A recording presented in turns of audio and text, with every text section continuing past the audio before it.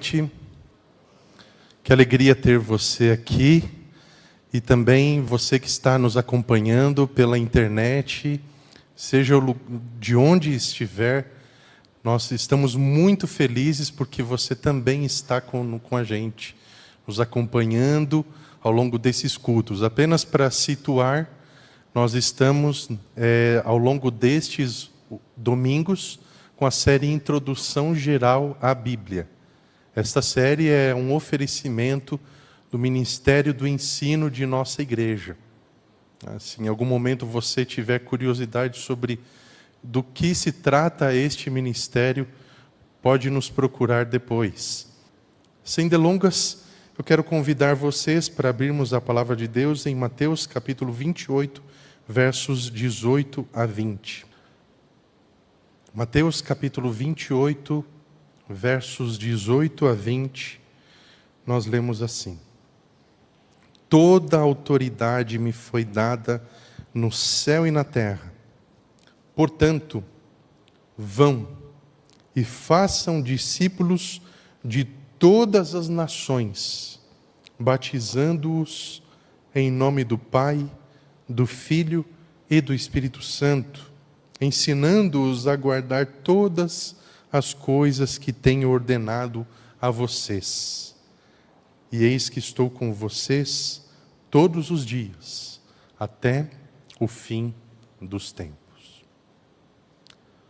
O título da nossa apresentação desta noite é A Tradução e a Divulgação da Bíblia.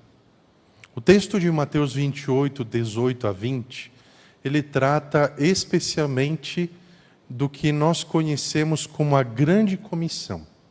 E a Grande Comissão é basicamente um atestado da autoridade de Cristo. Essa autoridade de Cristo, ela é universal, tanto no céu quanto na terra. Demonstra que Cristo, ele recupera das mãos de Satanás a autoridade como representante do nosso mundo, que havia sido perdida por ocasião do pecado. Por conta desta restauração que vai avançando no sentido do reino de Cristo, esta grande comissão é justamente uma ordem no contexto do reino de Cristo. E é uma ordem: façam discípulos. E para que fossem feitos discípulos, era necessário buscá-los onde? De todas as nações. Então era necessário, além disso, batizar e ensinar.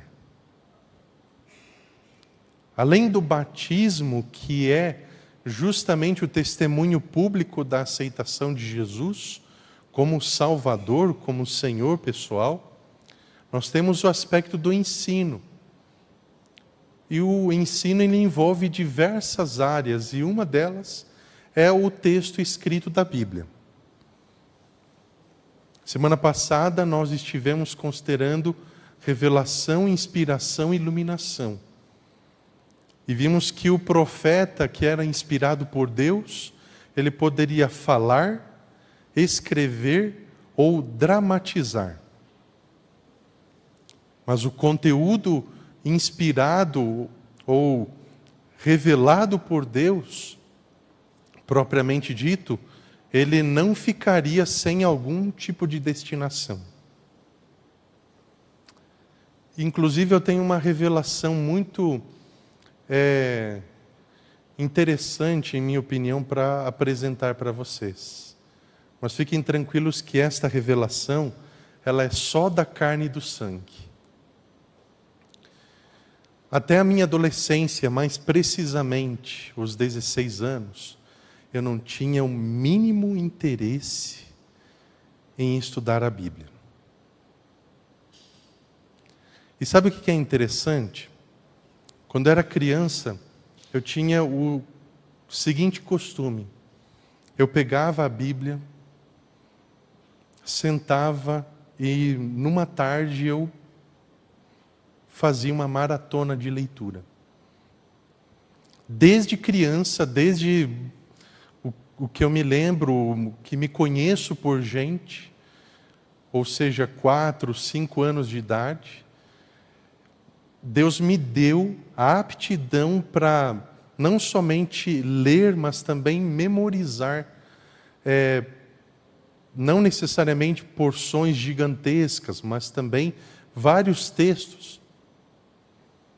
Mas a gente vai crescendo e com o passar do tempo, existem outras coisas que fazem ou concorrem pelo nosso interesse. O que mudou para que eu tivesse novamente interesse em estudar a Bíblia? O falecimento do meu pai. Até esse período eu costumava chegar da escola e simplesmente deixar para fazer tudo a hora que pudesse, à noite, outro dia. Mas eu não gostava simplesmente de estudar. E quem me acompanha, de alguma forma, independente do seu interesse, pode se impressionar, nossa, esse seria o tipo de coisa que eu esperaria de qualquer pessoa, mas de você, essas são reações que eu geralmente escuto. Mas é justamente isso. Quando meu pai morre, eu começo a refletir melhor na vida. Não, peraí, tem alguma coisa, isso aqui não está legal, eu preciso dar um novo segmento para a minha vida. E o que me fez pensar nisso foi justamente o seguinte. Meu pai, ele trabalhou até depois da sua aposentadoria, e isso entre os seus 70 e 80 anos de idade, para continuar pagando os meus estudos. Então eu pensei o seguinte, do jeito como eu estou fazendo hoje, eu não estou valorizando nenhum dos esforços que ele fez durante a vida. Então eu mudei a minha mentalidade. E aquela antiga aptidão que eu tinha para leitura, estudar a Bíblia, voltou a ser o meu interesse. Mas entenda que isso foi minha decisão. Com isso eu não quero que a minha história seja o que motive você a estudar a Bíblia. Mas sim que seja justamente aquilo que Jesus ensinou. Que nós precisamos ter apego à palavra de Deus. Que seja isso que motive você, e não necessariamente a minha história. Mas apenas para ilustrar para você a importância que a palavra de Deus tem na vida do ser humano. E nos domingos passados, nós consideramos os aspectos relacionados ao que poderia se considerar algo um tanto maçante, porque são coisas técnicas, como, por exemplo, a origem do texto escrito da Bíblia, né? E nesse sentido, talvez gere um tanto de desinteresse. Afinal de contas, assuntos como, por exemplo, comunhão e relacionamento, eles parecem ter mais importância que outros. Mas, afinal de contas, todos esses processos técnicos, como revelação e inspiração, nesse sentido, adquirem igual importância. Afinal de contas, se não fosse a invenção da escrita, do alfabeto, do idioma hebraico e tantos outros processos, a Bíblia não seria a mesma. As coisas teriam tido um outro rumo completamente desconhecido, que nós não sabemos. Mas esses processos que nós conhecemos, foi justamente através deles que a Bíblia chega até nossas mãos. E o primeiro ponto que eu quero apresentar para vocês esta noite é justamente 2 princípios básicos a respeito da tradução.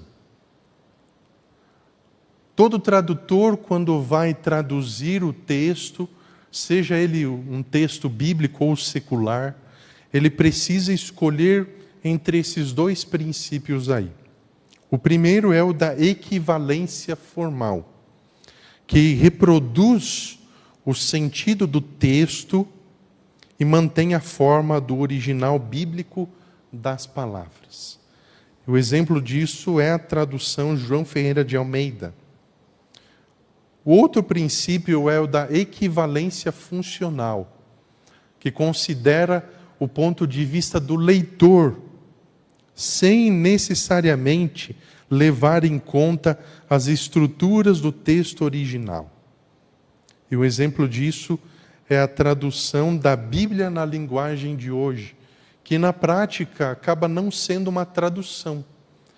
É mais como se fosse uma versão do texto bíblico, quase que um comentário mesmo.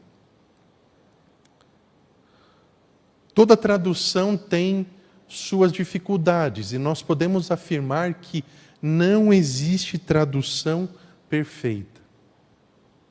Afinal de contas, se trata de algo que passa de um idioma, de uma cultura, de circunstâncias diferentes, para outro idioma, para outras circunstâncias e para outra cultura. Então, nesse sentido, nem sempre as palavras disponíveis na outra língua, ou seja, aquela para a qual se está sendo feita a tradução, transmitem exatamente a mesma ideia. Então, esse termo que tem origem no idioma italiano é omnis traductor, traditori, ou todo tradutor é um traidor. Não significa dizer que o sentido dessa frase se entende literalmente, mas é pelo fato de que não tem como uma tradução expressar o verdadeiro significado da frase ou das palavras originais.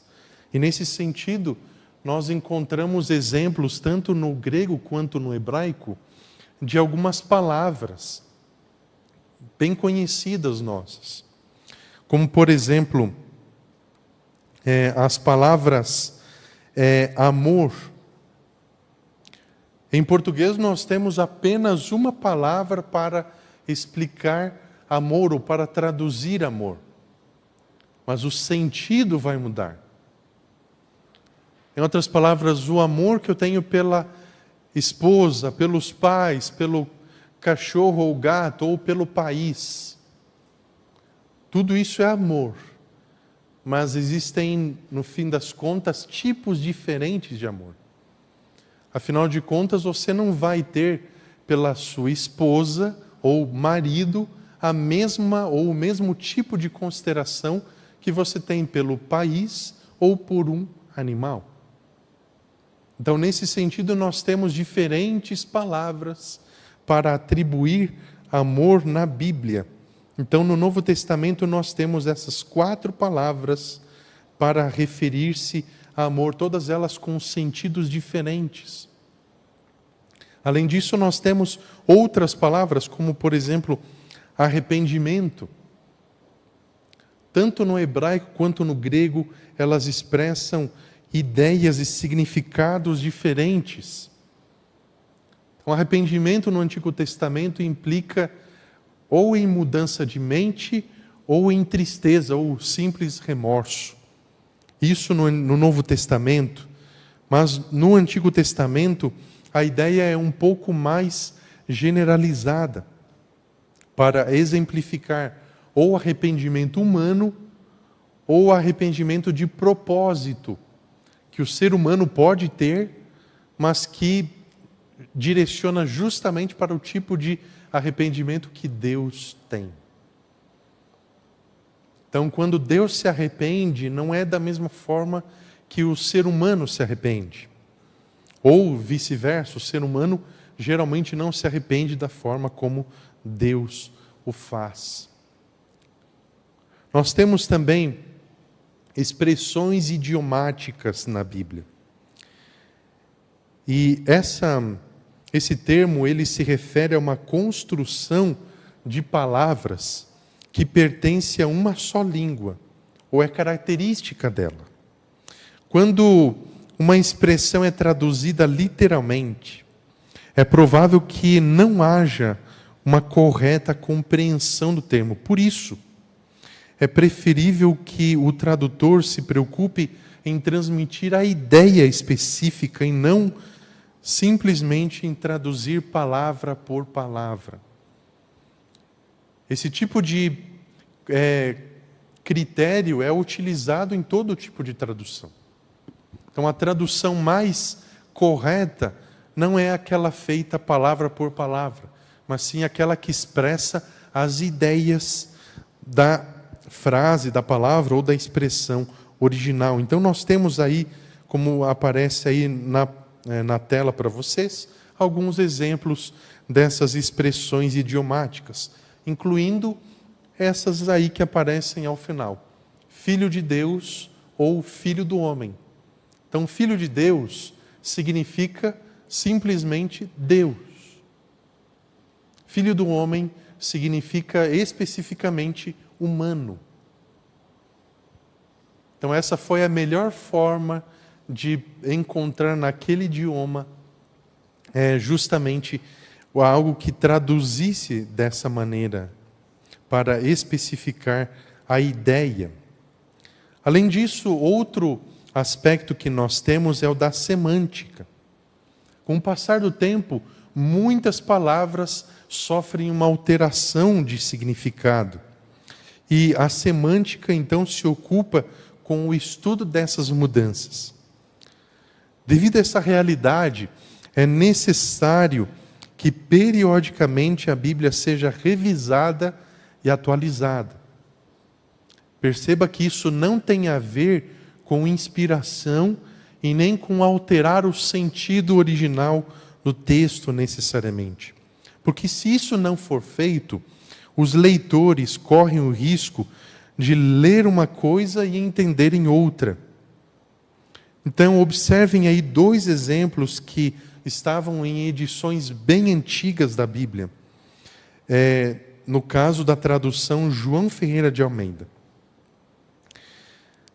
E a árvore da vida estava no meio da horta. Gênesis 2, verso 9. Na época em que Almeida traduziu a Bíblia, horta significava jardim. Hoje podemos aceitar horto, ao invés de horta. Afinal, horta é o terreno onde se cultivam legumes e hortaliças. Outro exemplo, que está em Josué 2, verso 1. Em casa de uma mulher solteira, cujo nome era Raabe. Antigamente a palavra solteira, ela geralmente significava prostituta. Mas esse significado mudou. Hoje é empregada para se referir-se a uma mulher que ainda não casou. O mesmo acontece com a palavra bárbaro, por exemplo, que nos dias de Paulo, como por exemplo 1 Coríntios 14, verso 11, significava estrangeiro. Séculos depois, indicava alguém que era cruel. Atualmente, se entende como algo sensacional, fantástico. E também a palavra batismo, que é bastante conhecida e usada. Para os antigos gregos significava simplesmente imergir ou mergulhar. Mas há muito tempo torna-se então uma palavra que quase exclusivamente indica um rito, uma palavra usada em contexto religioso. Outro aspecto se chama cacofonia. Então, os cacófatos são os termos ligados a isso e que se referem a uma sequência de palavras que produzem um som desagradável ou mesmo chulo, em alguns casos. Isso pode ser percebido quando se lê, mas muito mais quando se ouve. Note que o que está em itálico nos exemplos a seguir, ela tinha a boca dela, fé demais, nosso hino, a vez passada, desde então, vendo então, vou mijar, minhas ideias como as concebo, meu poema como o compus. Aquele que traduz a palavra de Deus precisa estar atento. E depois, para que essa linguagem também seja nobre, quando ele vai traduzir. Em 1946, uma equipe de revisão foi formada por cerca de 30 especialistas, iniciando a obra de revisar e atualizar a Bíblia de Almeida, que continha palavras tais como essas que aparecem aí no exemplo para vocês. Então, em 1959, é lançada a edição revista e atualizada, que, entre outras correções, retira mais de 2.000 cacófatos que havia na edição anterior, a revista e corrigida. Então nós temos alguns deles. Gênesis 28, verso 12, cujo topo alcançava os céus. Também Êxodo 24, 14, ficai aqui até que nos tornemos avós. Ruth 1, verso 5, volta tu também. Segundo Reis 4, verso 22, manda-me já um dos moços. E entre outros exemplos que, dentre esses mais de 2.000 que poderiam ser mencionados. Outro aspecto que vale a pena considerarmos é o das línguas primitivas. Esse é o caso daquelas faladas, por exemplo, pelos índios das tribos e que possuem um número reduzido de palavras, geralmente menos de 3.000 termos. Então, eles apresentam enormes dificuldades quando se quer traduzir os conceitos cristãos. Então, note os exemplos que se seguem, como na língua Uduk, falada por um povo da Etiópia, não havia uma palavra para preocupar-se. Mas aí, dessa forma, foi transmitida uma ideia semelhante e foi usada a seguinte tradução em, por exemplo, João capítulo 14, verso 1, e ficou assim: não tenham calafrios no fígado. Credes em Deus, crede também em mim. Para os místicos que era um povo que habitava a Nicarágua e Honduras, amor é literalmente dor no coração. Assim, João 3,16 foi traduzido assim: Deus de tal maneira teve dor no coração que deu o seu Filho unigênito. Portanto, fica mais uma vez evidenciado aqui que o importante numa tradução da Bíblia é preservar a ideia do texto e não necessariamente as palavras empregadas. Então, para que haja uma boa tradução, algumas condições precisam ser preenchidas. A primeira, a qualidade do texto em que se baseia. A segunda, a fidelidade a esse texto. A terceira, o bom conhecimento gramatical das duas línguas, ou seja, a original e a qual será usada para traduzir. E, por fim, a capacidade de redigir com clareza e elegância. Ao longo da história, nós tivemos algumas traduções antigas, dentre as quais se destacam as seguintes. A primeira delas, nós temos os Targums. O Targum é uma palavra que vem do aramaico e que significa justamente tradução. Os líderes espirituais tinham o costume de ler as escrituras hebraicas em público e explicá-las em aramaico, que era a língua então utilizada. Alguns consistiam também em traduções literais do texto, enquanto outros continham histórias e comentários pertinentes. Os Targumim, e lembre-se que toda vez que tem esse final in na palavra, geralmente indica plural. Então, esses textos surgem no 1º século antes de Cristo, ou talvez até antes, e os últimos exemplares dos Targums foram escritos por volta do 5º século depois de Cristo.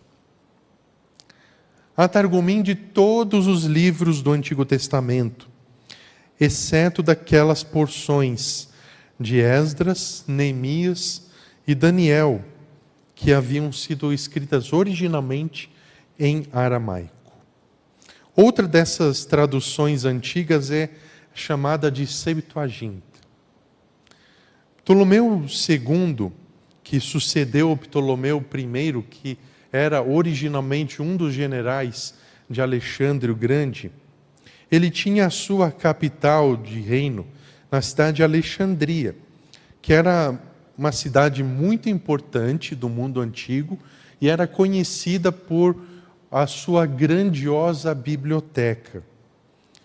Nesse sentido, a tradição afirma que, durante o seu governo, o Pentateuco, em primeiro lugar, foi traduzido do hebraico para o grego por 70 escribas judeus convocados por Ptolomeu II. E, posteriormente, nos 200 anos que se seguiram, foram também traduzidos os demais livros da Bíblia hebraica. A Bíblia hebraica, nesse tempo, ela é conhecida como Tanar, e era dividida em 3 partes principais, e essas 3 partes nós já abordamos aqui nesta série. Então, a Septuaginta, que inclusive é uma edição que pode ser adquirida através da Sociedade Bíblica do Brasil, ela tem origem nesse trabalho desses escribas judeus. Outra tradução antiga que não é conhecidíssima se chama Diatessaron. Ele foi preparado por Taciano por volta do ano 170 depois de Cristo. E ele era uma pessoa que tinha tendência gnóstica. O gnosticismo, ele é um ensinamento herético já existente no 1º século, e muitos dos autores inspirados do Novo Testamento fazem referência ao gnosticismo em seus textos. Então, Taciano, ele prepara uma harmonia dos evangelhos, combinando-os para formar uma ordem contínua. Lembre-se que o original grego não possui os mesmos sinais de pontuação e geralmente era escrito somente em consoantes. Então, Diatessaron significa através dos 4. A palavra evangelhos está nas entrelinhas somente. Essa obra incluiu material transmitido oralmente, então ela inclui tradição.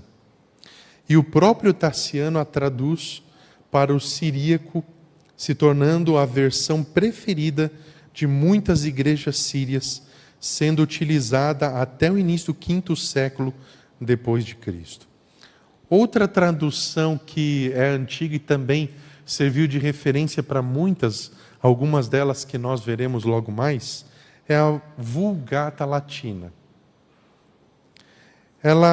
Essa expressão, ou seja, Vulgata, significa divulgada ou difundida. O responsável por essa tradução se chama Sofrônio Eusébio Hierônimo e é conhecido na história como São Jerônimo. No ano 382 foi escolhido para ser secretário particular do bispo romano chamado Dámaso. Nessa época, ou seja, 382 depois de Cristo, havia várias traduções bíblicas em latim e todas elas eram de má qualidade. Isso o motivou a solicitar a Jerônimo que fizesse uma tradução latina padrão. Então, Jerônimo se muda para a Palestina. Durante 20 anos, estuda hebraico com rabinos e começa seu trabalho em 382 ainda, concluindo no ano 404. Sua tradução era tão diferente das demais que encontrou oposição inicialmente, mas veio a ser a Bíblia oficial da Igreja Católica, como declarado pelo Concílio de Trento em 1546. Agora, entre as traduções modernas, destaca-se primeiramente em inglês. John Wycliffe, que aparece também no livro Grande Conflito, de Ellen White, e a história apresenta qual foi a sua experiência, juntamente com os seus seguidores, produziram esse material da tradução da Bíblia para o inglês. Ela é uma das que utiliza a Vulgata Latina como referência para os principais dialetos da Inglaterra. Isso contribuiu para unificar a língua inglesa. Inclusive, o inglês desse período é bastante diferente do atual. Então, o primeiro exemplar da Bíblia de Wycliffe foi finalizado em cerca de 1382. A King James, para vocês terem uma ideia, ela é produto de quase 300 anos depois, em 1611, tendo envolvimento de 47 eruditos, como ordenado pelo rei James I. Então, o inglês é a língua que possui a maior variedade de traduções, chegando a centenas. O segundo idioma é o do alemão, que foi trabalho de Lutero, que se baseia aqui no trabalho de Erasmo. Então, ele publica um Novo Testamento em alemão no ano de 1522. Naquela época havia essa expressão que era bastante comum. Erasmo botou o ovo e Lutero o chocou. Essa obra de tradução impulsiona a obra da Reforma e tornou-se a base para diversas traduções protestantes feitas em outros países. E uma coisa que nós precisamos destacar aqui é que nessa época não havia uma língua oficial na Alemanha. Apenas vários dialetos. Então, quando Lutero escolhe um deles para traduzir a Bíblia, então essa escolha faz com que haja uma unificação e cria então a língua nacional alemã. O espanhol também, como obra de Francisco de Enzinas, ele publica em 1543 uma tradução castelhana do Novo Testamento, baseada também no texto grego de Erasmo. Em 1556, João Pérez divulgou sua versão do Novo Testamento e, pouco tempo depois, os Salmos. Mas o responsável pela tradução da Bíblia completa em espanhol foi Casiodoro de Reina. Ela foi publicada em 1569 e posteriormente foi revisada por Cipriano de Valera.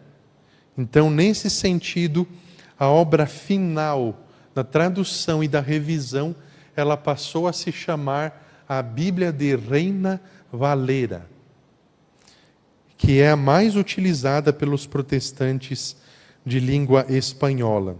Também se encontra disponível à venda pela Sociedade Bíblica do Brasil. Depois de ter sido revisada várias vezes, ela recebe a atualização a partir da revisão de 1909 e recebe um estilo mais simples, natural, inteligível e atrativo. E é conhecida então como Nueva Reina Valera 2000. Em português, as primeiras porções da Bíblia surgiram por volta de 1280, isso ainda em Portugal. Isto é a obra, segundo a história, de alguns reis e seus familiares que se empenharam para que pelo menos alguns livros bíblicos fossem traduzidos e divulgados. Nesse sentido é o caso de Dom Dinis, também Dom João I, Dona Filipa, filha de Dom Pedro, e também Dona Leonor, esposa de Dom João II. Até chegar a nós aqui, atualmente a Nova Almeida Atualizada, nós consideramos a história de João Ferreira de Almeida, que nasceu em Portugal em 1628. João Ferreira de Almeida começa a tradução do Novo Testamento do espanhol para o português com 16 anos e conclui no ano seguinte. Posteriormente, ele estuda teologia, torna-se pastor e com 20 anos de idade começa a tradução da Bíblia integral. Em 1601, foi publicado o Novo Testamento concreto, sob patrocínio da Companhia Holandesa das Índias Ocidentais. Mas essa tradução continha muitos erros, infelizmente. Então, Almeida começa a traduzir o Antigo Testamento, mas não consegue concluir. Ele falece em 1621 e o último texto, ou o verso que traduz, é Ezequiel 41, verso 21. Posteriormente, então, surgem estas outras edições que aparecem aí na tela, até chegar à atual Nova Almeida Atualizada, ou Almeida Revista Atualizada, terceira edição. Existem outras versões em português, não somente aqui do Brasil. Nós temos aí a versão Figueiredo, cujo autor é o padre Antônio Pereira de Figueiredo, que levou 18 anos para publicá-la, baseando-se na Vulgata, usando uma linguagem mais erudita.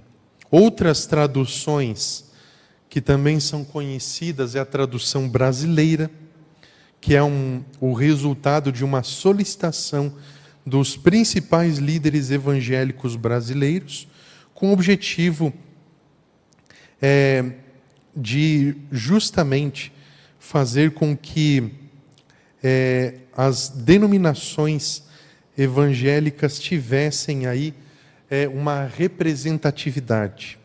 Então, nesse sentido, forma-se uma comissão de pastores, padres e também judeus. Ela é publicada em 1917 e considerada a primeira Bíblia completa traduzida inteiramente no Brasil. Entre os seus colaboradores estão Rui Barbosa e Érico Veríssimo. É uma tradução bastante literal, emprega linguajar notadamente brasileiro e também erudito, apresentando os versículos agrupados em parágrafos, facilitando a percepção das unidades de pensamento. Até a década de 1950, a tradução brasileira era amplamente usada em muitas igrejas cristãs. Depois, seu texto foi levado em conta no preparo da Almeida Revista e Atualizada. Outras traduções, nós temos a versão Matos Soares, que é a produção do padre que teve esse nome. Essa versão, ela teve o seu texto vertido também a partir da Vulgata, e é editada originalmente em Portugal em 1930, reimpressa várias vezes no Brasil até 1990. Temos a Bíblia de Jerusalém, que é considerada uma Bíblia de estudo, inclusive. Ela é traduzida em 1956 pela Escola Bíblica de Jerusalém, que é dirigida pelos padres dominicanos. e publica essa primeira edição para o francês. E essa obra já foi reeditada e traduzida para várias línguas. A primeira edição contou com a participação, então, de 33 eruditos que traduziram diretamente das línguas bíblicas originais para o francês. Então, nós temos aqui um exemplo de o critério lá da parte não funcional, mas formal.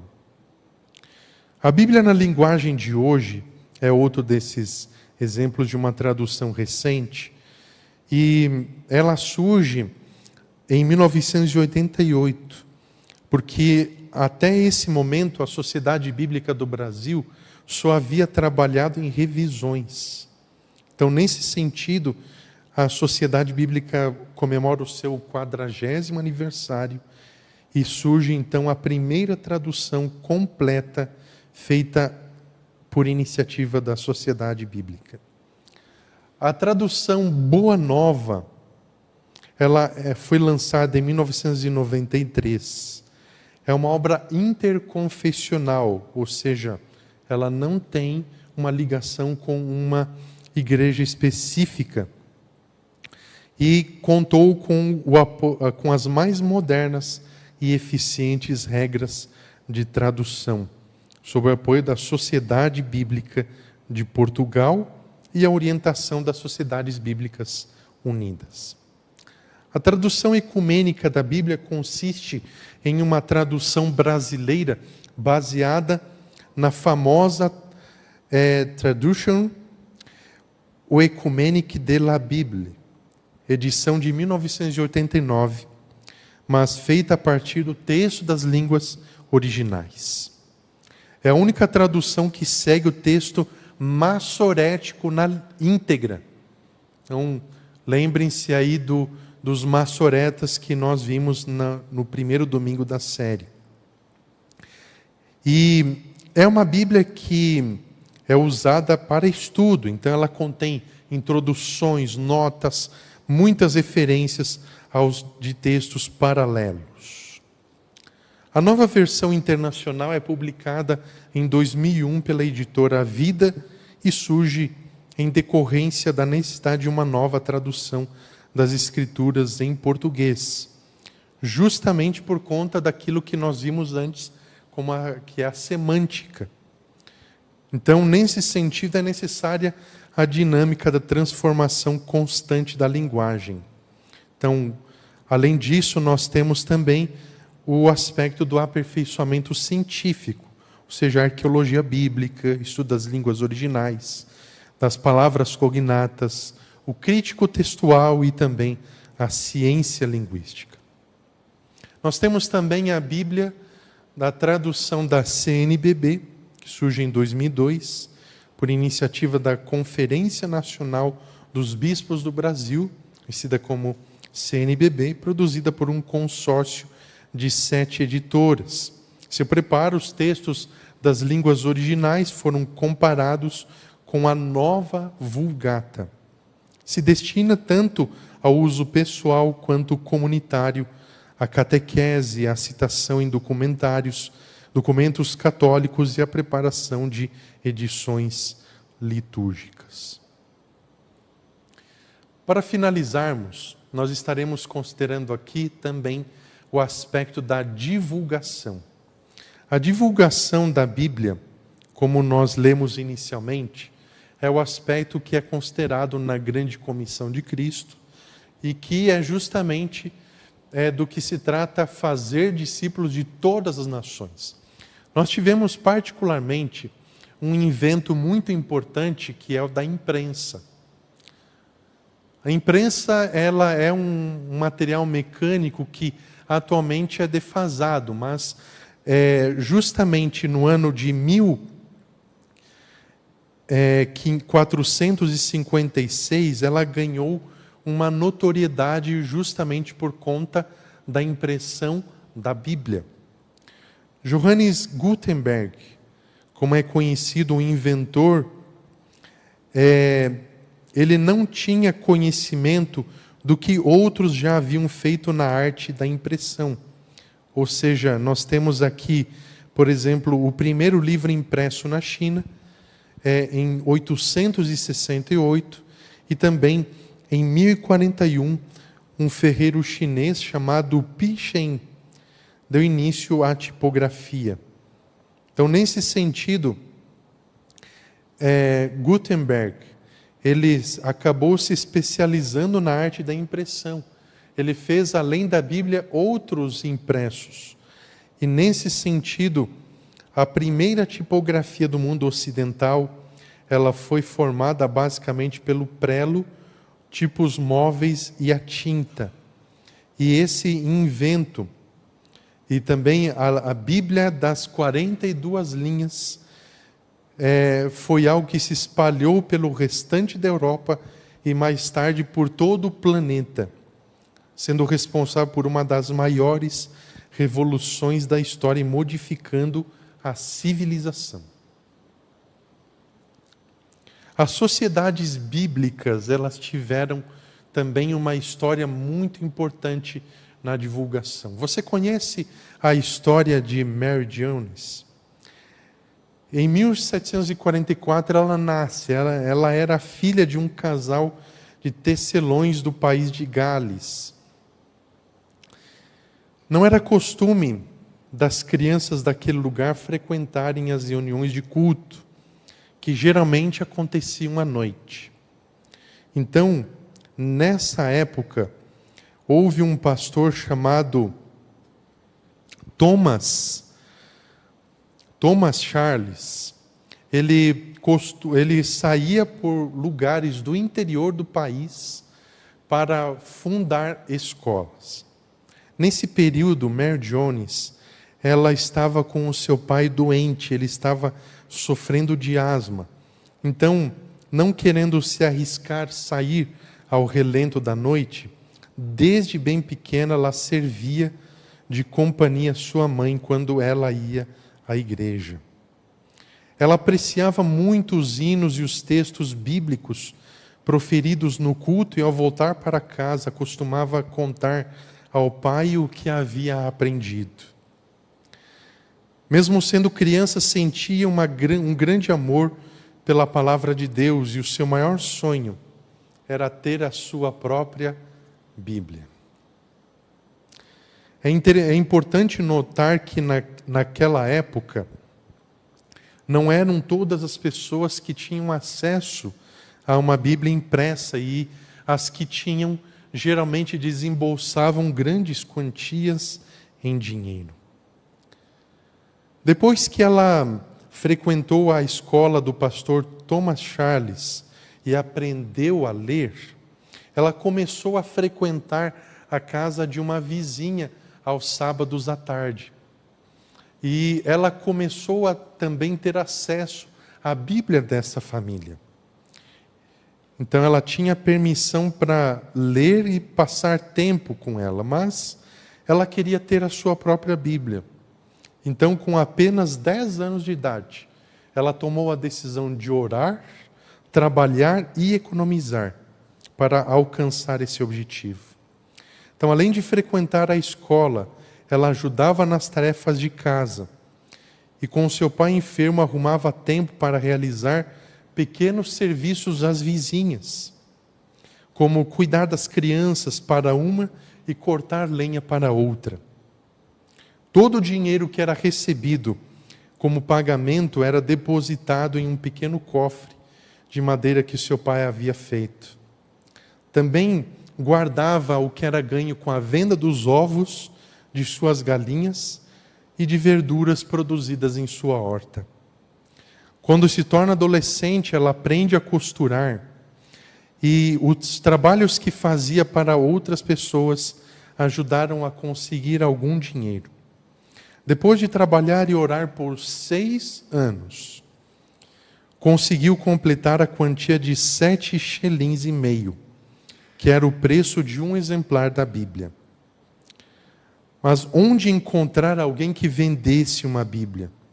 Ela foi informada então que talvez ela conseguisse com o pastor Thomas Charles aquele que fundava as escolas. Ele morava numa localidade que estava a cerca de 40 quilômetros de onde ela estava. Então ela obteve o consentimento de seus pais. Partiu de madrugada rumo a Bala. Então viajou por campos, florestas, montanhas, trilhos, atalhos e alcança a cidade ao anoitecer, onde se hospeda na casa de um pastor que é amigo de Thomas Charles. Quando Thomas Charles, inicialmente olha para as roupas e as mãos calejadas da menina, ele pensa que ela queria algum emprego ou ajuda financeira. Mas disseram para ele que ela simplesmente queria comprar uma Bíblia. Então ela conta para ele a sua história e recita para ele capítulos inteiros das Escrituras. Depois de um longo silêncio, o pastor Thomas Charles disse que, infelizmente, não haveria nenhuma Bíblia sobrando e que não havia esperança de conseguir mais porque a editora que havia sido solicitada a remessa anterior não as produziria mais para o país de Gales. Vocês podem imaginar a reação. Ela começou a chorar convulsivamente. Afinal de contas, ela teria que voltar para casa com os seus esforços completamente em vão. Quando ele presencia aquela cena, Thomas diz: minha filha, não posso mandar você para casa sem uma Bíblia. Que outro fique sem ela. Entregou então uma Bíblia e a abençoou. Então, os 40 quilômetros de volta para casa, para ela, não pareciam mais ser os mesmos. Ela encontra-se com os seus pais, conta para eles tudo o que aconteceu. E pela primeira vez, lê a Bíblia com eles antes de dormir, e a passagem escolhida, o Salmo 150. Thomas Charles fica muito impressionado e comovido com essa experiência. O amor de Mary Jones pela verdade e a sua luta para adquirir uma Bíblia. E viu nisso um indicativo da fome que havia da palavra de Deus e a necessidade de produzir Bíblias em quantidade e a preço acessível. Assim, ele foi para Londres a assistir uma reunião de líderes religiosos, com cerca de 300 leigos protestantes. Eles discutiram sobre a distribuição da Bíblia. Como resultado, foi fundada a primeira sociedade bíblica da história, que recebe o nome de Sociedade Bíblica Britânica e Estrangeira, essa que aparece aí na foto. E com o passar do tempo, outras sociedades bíblicas foram fundadas, como a Sociedade Bíblica do Brasil, em 1948. Por fim, nós temos os Gideões Internacionais. Eles são uma organização fundada em 1º de julho de 1899 por John Samuel e William. Formaram essa associação, tomando para si esse nome com base na humildade e na forma como o personagem bíblico via a si mesmo. E hoje, ela é formada por 195 mil homens de negócios e em 200 países, pelo menos. Distribuem 81 milhões de exemplares no Novo Testamento a cada ano. Em 2015, eles pretendiam atingir a marca da distribuição acumulada de 2 bilhões e exemplares do Novo Testamento em 96 línguas. Esses exemplares, eles são oferecidos e podem ser encontrados gratuitamente em diversos locais. O custo médio de um Novo Testamento, incluindo frete, é de cerca de $2,50. Sua sede brasileira se encontra na cidade de Campinas. Esses são os aspectos relacionados à tradução e divulgação da Bíblia. nós podemos ter uma ideia que, ou pelo menos uma simples noção do amor que essas pessoas tiveram pela palavra de Deus. Meu desejo para você essa noite é que esse mesmo amor, ele possa contagiar você. Afinal de contas, a palavra de Deus chegou às nossas mãos através de muitas outras mãos. E nós precisamos dar valor a isso em nossa vida. Convido você para nós encerrarmos com uma oração, lembrando que essa série continua semana que vem. Oremos. Obrigado, querido Deus, porque nesta noite nós pudemos conferir um pouco do esforço feito por pessoas que, além daquelas que o Senhor inspirou, também se ocuparam em traduzir e divulgar a Bíblia. Muitas delas passaram por dificuldades e nós agradecemos ao Senhor por ter movido esses corações. E hoje nós temos a Tua palavra em nossas mãos. Que o Senhor nos abençoe e que a cada dia nós tenhamos a gratidão devida por podermos ter a Tua palavra em nossas mãos e também disponível gratuitamente a qualquer momento. Que o Senhor esteja conosco e que a Tua palavra dessa forma nos incentive a fazer discípulos de todas as nações. Fica conosco nessa noite, abençoe-nos nessa semana, acompanha-nos em segurança, pedimos em nome de Jesus. Amém.